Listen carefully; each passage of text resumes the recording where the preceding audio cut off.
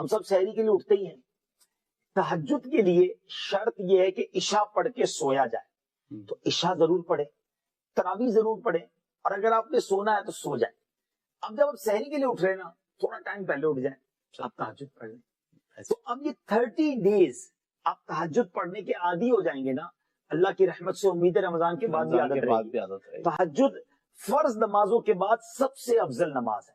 اور ناظرین, یہ خاص دعاؤں کی قبولیت کا وقت ہے. اللہ اکبر, تہجد پڑھ کے جو دعا مانگنے کا مزہ آتا ہے, اور اللہ کرے ہم ایسی دعائیں مانگنے والے بن جائیں کہ میں جانوں میرا رب جانے. اکیلے میں جانباز بچھائیں, رات کا پہر ہو, ہاتھ اٹھیں اور آنسو بہیں, یقین کریں یہ وہ وقت ہے آپ جو مانگیں گے عطا کیا جائے. اور نبی پاک بھی رات کو اٹھ کر دعائیں مانگتے گر گڑاتے. جو ماہ رمضان کا پہلا روزہ رکھتا ہے اس کے پچھلے گناہ معاف کر دیے جاتے ہیں. صبح سے شام تک 70,000 فرشتے اس کے لیے دعائیں مغفرت کرتے ہیں. آج دنیا میں پتہ ہے ہم کسی بڑے بزرگ شخصیت کو ڈھونڈ رہے ہوتے ہیں, کسی عالم دین سے پیار ہوتا ہے, کسی پیر صاحب سے محبت ہوتی ہے, بندہ کہتا ہے جا کے یار ان سے دعا کروا لوں, میرا کام ہو جائے گا. اللہ کے فرشتے, اور وہ بھی کتنے, 70,000 صبح سے شام تک روزہ دار کے لیے دعائیں کر رہے ہیں. سبحان اللہ, جس میں نفل کا ثواب فرض کے برابر, فرض کا ثواب 70 گنا بڑھا دیا جائے گا. رمضان مبارک کی جب پہلی رات آتی ہے, اللہ پاک اس امت کی طرف نظر رحمت فرماتا ہے, اور جس پر اللہ نظر رحمت فرمائے اسے کبھی عذاب نہ دے گا. اس سے پتہ کیا پتہ چل رہا ہے, 2-3 باتیں آ گئی ہیں کہ پہلی رات بڑی امپورٹنٹ ہے. پہلی رات آنے والی ہے نا, first night of Ramzan is very important. آپ نے سنا اس رات ہمیں یہ 2 رکعتیں پڑھنی ہیں. پھر فرمایا اس رات اللہ جس پر نظر رحمت فرمائے گا اس پر کبھی عذاب نہیں ہوگا. اور پھر کیا فرمایا کہ پہلی رات آسمانوں کے دروازے کھول دیے جاتے ہیں. سبحان اللہ. تو یہ خاص رات ہے. فرمایا اس مبارک مہینے میں بخشش کے پروانے بانٹے جائیں گے. کون سا وقت بڑا سینسیٹیو ہے, یہ افطار کا وقت ہے نا, یہ بڑا سینسیٹیو ہے, بڑا حساس, بڑا خوبصورت وقت ہے. حدیث پاک میں آتا ہے جس کا مضمون ہے ہر روز افطار کے وقت 10 لاکھ گناہگاروں کی بخشش کی جائے گی. اور اس مبارک مہینے میں جتنے جمعے ہوں گے, فرمایا تب تو وارے نیارے ہو جائیں گے جمعرات کی مغرب سے لے کر غروب آفتاب سے جمعے کے غروب آفتاب تک. یہ جو 24 آورز ہیں, یہ جو دن رات ہے, فرمایا ہر گھڑی میں 10 لاکھ گناہگار جہنم سے آزاد کر دیے جاتے ہیں. اور وہ بھی کون سے, جن پر جہنم واجب ہو چکی تھی, گناہوں کی وجہ سے جن پر جہنم واجب ہو گئی, وہ گناہگار بخشے جائیں گے. اللہ اکبر. اب سوچو یہ رمضان کیسا مہینہ ہے, اس کی کتنی خوشی ہونی چاہیے, کتنی پریپریشن ہونی چاہیے. افطار کا وقت تو اتنا نازک وقت ہے کہ 10 لاکھ بخشے جا رہے ہیں. ہم افطار میں کس کام میں لگے رہتے ہیں بھائی, سموسے آگے کے نہیں آئے, پکوڑے آگے کے نہیں آئے, شربت کہاں ہے, دہی بلے کہاں ہے, فلاں چیز کہاں ہے, گھر میں افرا تفری مچی ہوئی ہوتی ہے.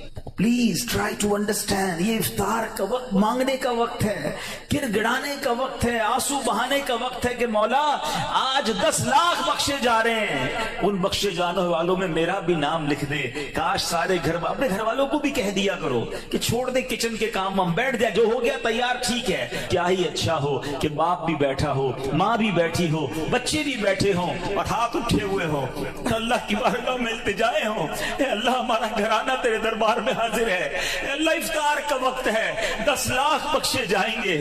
اس بخشے جانے والوں میں ہماری فیملی کا, ہمارے گھر بار کا نام لکھ دے. اے میرے اسلامی بھائیوں, کچھ ایسا انتظام گھر میں کریں کہ 10, 15, 20 منٹ پہلے آپ سارے کاموں سے فارغ ہو جائیں, اب دعاؤں میں گزاریں. افطار سے پہلے بھی دعا کریں, مگر جو خاص مقبولیت کی گھڑیاں ہیں وہ عین افطار کے بعد ہیں. افطار میں لگ جاتے ہیں ہم, کوئی کھجور کھا لی, پانی پی لیا, دوبارہ ہاتھ اٹھائیں, دوبارہ مانگیں. یہ وقت ہے مانگنے کا, یہ قبولیت کی گھڑیاں ہیں. اللہ کرے کہ ہم ان لمحات کو پراپر انداز میں, صحیح انداز میں گزارنے میں کامیاب ہو جائیں. مولا علی شیر خدا کرم اللہ تعالی وجہ الکریم کیا فرماتے ہیں, اس کا مضمون ہے آپ کی قول کا, اس امت کو اگر اللہ کو عذاب دینا ہوتا نا, اللہ کی رضا یہ ہوتی کہ اس امت کو پنشمنٹ ملے, تو اللہ انہیں رمضان اور قرآن عطا نہ فرماتا.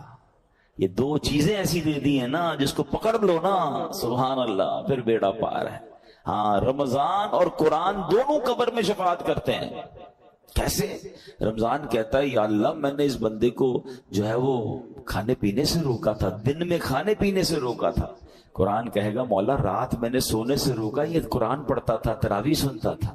تو جس نے رمضان اور قرآن کو تھام لیا نا، یہ دونوں آپ کا کام کریں گے، یہ شفاعت کریں گے قیامت کے دن. مگر جو نہ دن میں روزے رکھے، نہ رات تراویح پڑھے، جو نہ دن میں عبادت کرے، نہ دن میں اللہ کو راضی کرے، نہ رات قرآن سے محبت کرے، تو وہ کیا کہاں جائے گا؟ Try to understand.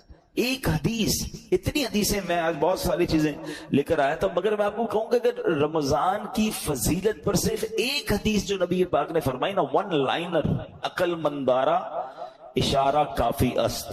کہتے ہیں عقل مندوں کے لیے اشارہ کافی ہوتا ہے. آقا کی ایک لائن کی جو حدیث ہے نا، سرکار دو عالم صلی اللہ علیہ وسلم فرماتے ہیں اگر میری امت کو معلوم ہوتا کہ رمضان کیا ہے، اگر میری امت کو معلوم ہوتا کہ رمضان کیا ہے، تو وہ تمنا کرتے کہ سارا سال ہی رمضان ہو. That's it. اسی سے بندہ سمجھ جائے کہ it means very big special, not only special. ایسا مہینہ ہے. اور نبی پاک سبحان اللہ آپ کا ایٹیٹیوڈ ہی بدل جاتا تھا، آپ کا اسٹائل ہی بدل جاتا تھا. آپ تو اللہ کے حبیب ہیں، دن رات اللہ کی عبادت میں تھے. مگر بی بی عائشہ صدیقہ رضی اللہ تعالیٰ عنہ فرماتی ہیں، دیکھیں گھر کی بات تو گھر والے ہی بتا سکتے ہیں نا. ہماری امی حضور بتاتی ہیں کہ رمضان آتا میرے آقا کے چہرے کا رنگ بدل جاتا، خوف خدا، گڑ گڑاتے تھے، روتے تھے، دعائیں کرتے، بستر پر کم آتے ہیں، رات رات پر نوافل اور دعائیں ہو رہی ہیں.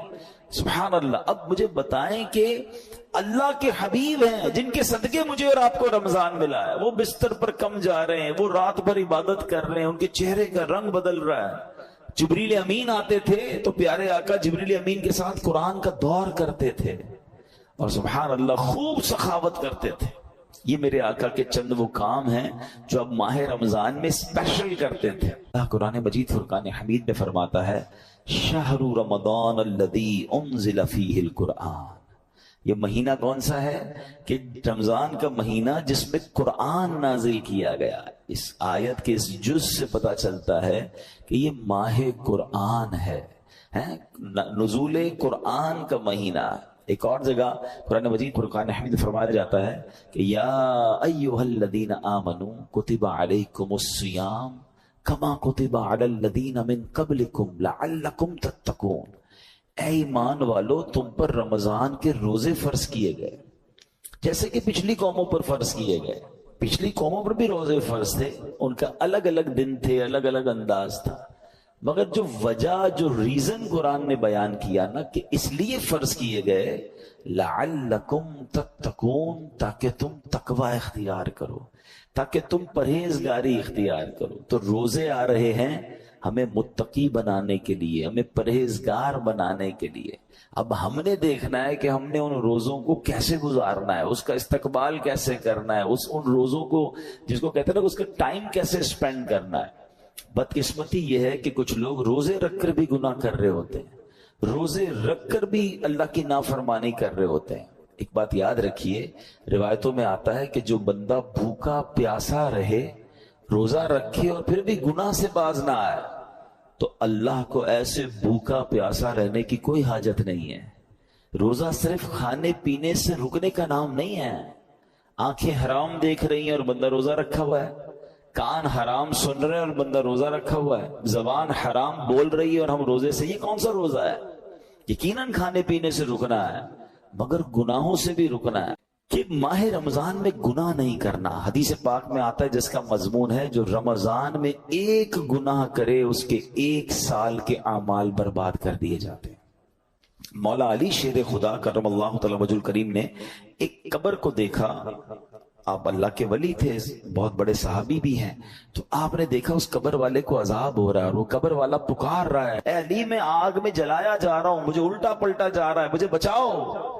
مولا علی شیر خدا کرم اللہ تعالی وجہ الکریم نے اللہ کی بارگاہ میں دعا کی کہ مولا یہ بندہ جل رہا ہے، اسے نجات دے دے. تو ارشاد ہوا اے علی آپ اس کی سفارش نہ کریں. تو عرض کرتے مولا میں سفارش نہ کروں، وجہ کیا ہے؟ اے علی یہ وہ بندہ ہے جو دن میں تو روزے رکھتا تھا مگر رات گناہوں سے باز نہیں آتا تھا. اب بتائیں دن میں روزے رکھ کر رات گناہ کرنے والے کو یہ عذاب دیا جا رہا ہے، تو جو روزے بھی نہیں رکھ رہا اس کا کیا حال ہوگا؟ تو رمضان میں نیکیوں کا اجر واقعی بڑھ جاتا ہے مگر گناہ کا عذاب بھی بڑھا دیا جاتا ہے، کیونکہ یہ مہینہ گناہ کرنے کے لیے نہیں ہے، یہ اللہ کا مہینہ ہے. اب ادھر رمضان کی راتوں میں کوئی کرکٹ کھیل رہا ہے، کوئی لوگوں کی نیندیں خراب کر رہے ہیں، غلط کاموں میں لگے ہوئے، نہ کریں ایسا. یہ دعاؤں کا مہینہ، یہ مغفرت کا مہینہ، یہ تلاوت کا مہینہ ہے. Prepare your self. بہرحال اللہ کرے کہ ہم اپنے اس مہینے کی قدر کرنے میں کامیاب ہو جائیں. ایک بار مولا علی شیر خدا کرم اللہ تعالی وجہ الکریم نے ایک قبر والے کا حال دیکھا اور دیکھا اس قبر والے پر عذاب ہو رہا ہے، اور وہ چلانے لگا، عرض کرنے لگا اے علی میری مدد فرمائیے، اللہ کی بارگاہ میں سفارش کیجئے. مولا علی شیر خدا نے ہاتھ اٹھائے کہ اے مولا اسے بخش دے. ارشاد ہوا اے علی اس کی سفارش نہ کریں. عرض کی مولا وجہ کیا ہے؟ ارشاد فرمائے رمضان کے روزے تو رکھتا تھا مگر رات گناہوں سے باز نہیں آتا. روزے رکھ کر گناہ کرنے والے کو اتنا عذاب، تو جو روزے ہی نہ رکھے. ایسے بھی لوگ ہیں جو رمضان میں روزے نہیں رکھتے. پلیز اس کو ایزی نہ لیں. ہمیں نہیں معلوم، پتہ نہیں اگلا رمضان پھر نصیب ہوگا کہ نہیں. پچھلے رمضان میں کتنے لوگ تھے جو ہمارے ساتھ تھے، اس رمضان میں نہیں. اور اللہ پہلے تو ہم یہ دعا کرتے ہیں اللہ ہمیں یہ رمضان بھی عطا کر دے.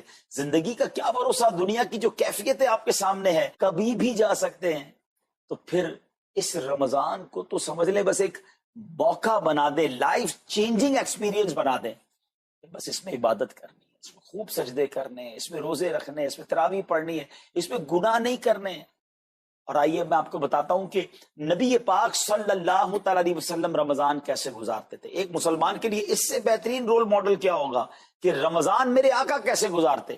تو مختلف احادیث کا جو سمری ہے وہ یہ ہے کہ نبی پاک علیہ السلام عبادت میں کمر بستہ ہو جاتے، بستر پر کم تشریف لاتے. بی بی عائشہ فرماتی ہیں کہ نبی پاک کے چہرے کا رنگ بدل جاتا تھا، متغیر ہو جاتا. کیوں؟ نبی پاک پر خوف خدا طاری ہوتا. آپ گر گڑاتے، آپ رات بھر التجائیں کرتے. میرے آقا رو رو کر دعاؤں میں رمضان گزارے، چہرے کا رنگ بدل جائے. اور یہاں کچھ لوگ تو وہ ہیں کہ جن کا وزن ہی بڑھ جاتا ہے رمضان میں. اتنا کھانا کھانا ہے، سحری میں زیادہ کھانا ہے کہ سارا دن بھوکا رہنا ہے، افطار میں اس لیے زیادہ کھانا ہے کہ پورا دن بھوکا رہے تھے، پھر رات کو 2-3 بار مزید کھانا ہے کیونکہ کل روزہ رکھنا ہے. تو رمضان فوڈ فیسٹیول نہیں ہے، رمضان عبادت کے لیے آیا ہے. لوگ تیاری کر رہے ہوں گے بھی رمضان کی، وہ کیا کر رہے ہوں گے کہ افطار میں کیا پکانا ہے، سحری میں کیا پکانا ہے، کون سا آئٹم شارٹ ہے. نہیں میرے پیچھے اسلام، یہ جو بھوک کا احساس ہے نا روزے میں، اس کی حکمت علماء نے بیان کی ہے کہ بھوک غربت کا احساس دلاتی ہے، فقیری کا احساس دلاتی ہے، بندے کا غرور تکبر بیٹھ جاتا ہے. کتنے نقاہت میں آ جاتے ہیں ہم، ہمت ہی نہیں ہوتی کوئی کام کرنے کی. تو یہ احساس دلاتی ہے کہ تیری اوقات کیا ہے، غریب کیسے زندگی گزارتا ہے، فقیر کیسے زندگی گزارتا ہے. لیکن کچھ لوگ وہ ہیں جن کو بھوک نہیں لگتی کیونکہ وہ اتنا کھا لیتے ہیں یا پھر سوتے ہی رہتے ہیں. روزے کی حکمت یہ نہیں ہے. نبی پاک آنسو بہاتے تھے، آقا کا چہرے کا رنگ بدل جاتا. اور پھر بتایا کہ رمضان میں جب جبریل امین نبی پاک علیہ السلام کے پاس آتے تو آقا علیہ السلام ان کے ساتھ قرآن پاک کا دور فرماتے. اور پھر ایک اور نبی پاک کا خوبصورت انداز کہ پیارے آقا ویسے تو سب سے بڑھ کر سخی ہیں مگر جب رمضان آتا تو نبی پاک کا دریائے سخاوت ایسے بہتا تھا جیسے تیز آندھی، بلکہ اس سے بھی زیادہ. اللہ یہ 3-4 چیزیں آپ نے میں نے پکڑ لینی ہے. آقا علیہ السلام کے پیچھے پیچھے جانا نا جنت میں. ہم نے بھی یہ کام کرنا. یہ راتیں مانگنے کی راتیں، التجا کرنے کی راتیں، سجدے کرنے کی راتیں. ہمیں تہجد بھی پڑھنی ہے، ہمیں انشاءاللہ نوافل بھی پڑھنے ہیں. اور کم از کم قرآن ایک بار تو پورا انڈرسٹینڈ تو کریں نا. تلاوت، ترجمہ، تفسیر کب کریں گے؟ بڑی بڑی ڈگریاں ہیں، بڑے بڑے پاسپورٹ اور جناب بہت سارا سرمایہ ہے، مگر ایک بار بھی قرآن پورا ترجمے اور تفسیر سے نہیں پڑھا ہوگا. بہت سارے لوگ ایسے ہیں. ذرا سوچئے نا. اچھا یہ مہینہ نزول قرآن کا مہینہ ہے. رمضان اور قرآن کو جو خاص نسبت حاصل ہے نا، تو اس مہینے میں قرآن کو پکڑ لیں. ہائے ہائے، اللہ کرے رمضان قرآن کے ساتھ گزرے، ہماری صبح قرآن کے ساتھ ہو، ہماری شام قرآن کے ساتھ ہو، ہم قرآن سمجھنے والے بن جائیں. اچھا میں ایک اور بات بتاؤں آپ کو, مہینہ کتنا پیارا. صرف اس مہینے میں قرآن نازل نہیں ہوا, باقی بھی جو 3 آسمانی کتابیں ہیں نا, زبور, انجیل, توریت, یہ بھی رمضان میں ہی نازل ہوئی ہیں. اللہ کریم نے ان تمام مبارک کتابوں کو نازل کرنے کے لیے رمضان کا مہینہ منتخب فرمایا.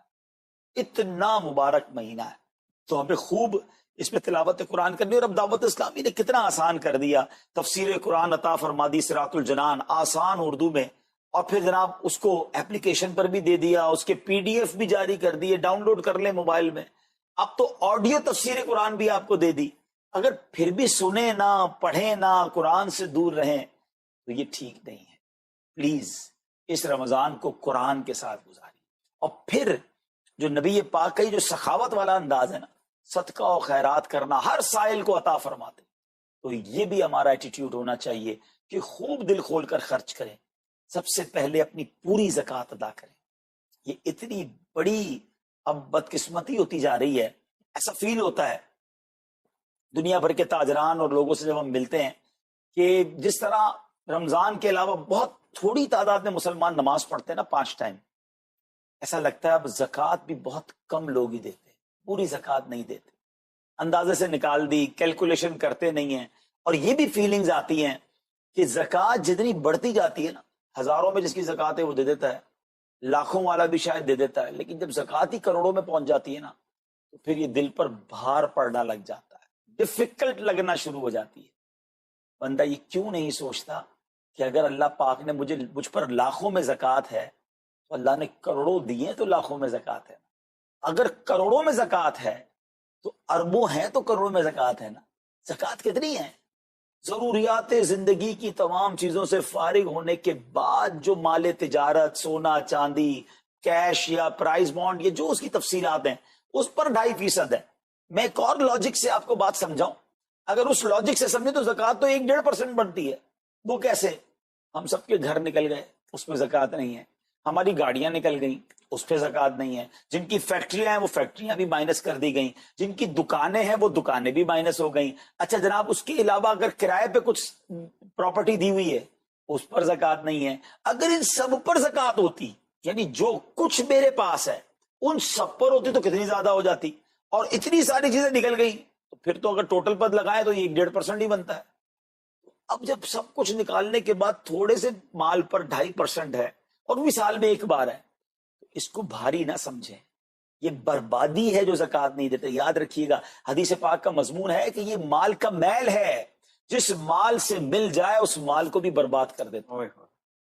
بربادیاں آتی ہیں, بے سکونیاں آتی ہیں, بیماریاں آتی ہیں, اور آگے جو دے دیتا ہے سبحان اللہ, اس کے بارے میں حدیث پاک میں آتا ہے کہ اپنی زکوٰۃ دے کر اپنے مالوں کو مضبوط قلعوں میں قید کر لو, اپنے مال کو سیکیور کریں.